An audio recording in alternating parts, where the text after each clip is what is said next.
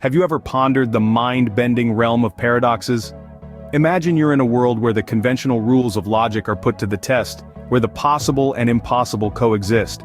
Paradoxes, these enigmatic riddles, have puzzled philosophers, mathematicians, and thinkers alike for centuries. They're like a magic trick, a sleight of hand that bewitches your sense of reality. They challenge our understanding, forcing us to question the very fabric of logic and reality. They twist and turn, leading us down a rabbit hole of confusion and intrigue, only to leave us more bewildered than before. But in this perplexity, we find a strange kind of beauty, a testament to the boundless wonders of the human mind. They're not just puzzles but mirrors reflecting the complexity of our understanding of the universe. Today we delve into one such paradox that has confounded thinkers for centuries, the liar paradox. Our journey begins in ancient Greece with Epimenides, a philosopher known to dabble in deceit. This Cretan sage was not just a philosopher, but also a poet and a prophet. Epimenides was a fascinating figure, one who was renowned for his riddles and paradoxes. Among his many contributions, one stands out, a paradox that continues to puzzle us to this day. Picture this. Epimenides once declared, "All Cretans are liars." Now here's the twist. Epimenides himself was a Cretan. If his statement was true, then he, being a Cretan, must be a liar. But if he were a liar, then his statement would be false, which would mean that not all Cretans are liars. This creates a logical conundrum, an unresolvable loop, a paradox. And so, the liar paradox was born, a simple statement that would baffle minds for centuries to come. Scene script. Imagine Epimenides stating, "All Cretans are liars." Now let's delve into the intriguing world of the liar paradox through this statement. Picture this. Epimenides, a Cretan himself, claims that all Cretans are liars. But if we accept his statement as the truth, that would mean he, being a Cretan, is a liar. This would in turn mean that his statement is false. Yet if his statement is false, it implies that not all Cretans are liars, and therefore, he could be telling the truth. And we're back to square one, caught in a loop of contradiction. This is the crux of the liar paradox. It's a statement that refutes itself. If it's true, it must be false, and if it's false, it must be true. It's a conundrum that dances on the knife edge of logic, defying the principles that govern our rational thought.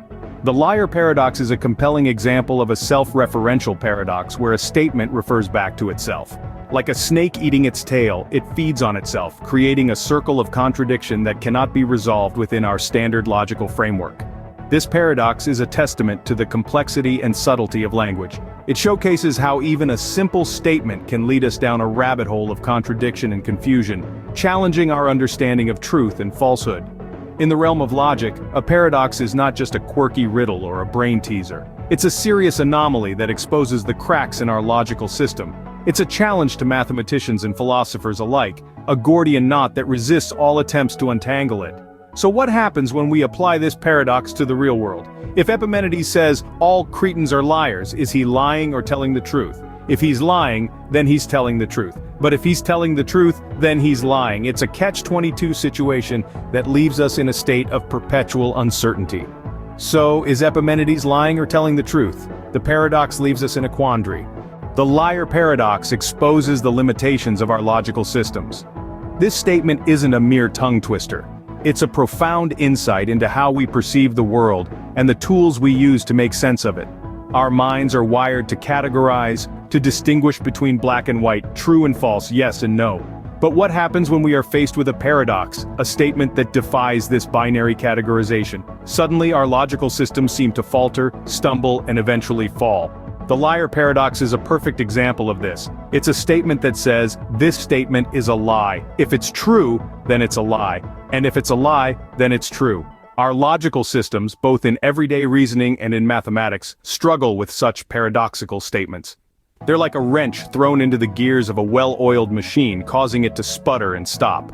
This isn't a minor hiccup, it's a fundamental shortcoming in how we understand and use logic. The liar paradox and others like it show us that our methods of reasoning, our logical systems, are not infallible. They have limits. Furthermore, the paradox also highlights the limitations of mathematics. Mathematics, often seen as the epitome of logical reasoning, also struggles with paradoxes. It's as if the paradox is a mirror, reflecting back the shortcomings of our mathematical systems. But don't be disheartened. This doesn't mean that logic and mathematics are useless. Far from it. It simply means that they, like all tools, have their limitations. They're not perfect. they're not all-encompassing, but that's okay. It's these very limitations that push us to refine our tools, to sharpen our reasoning, and to delve deeper into the mysteries of the universe.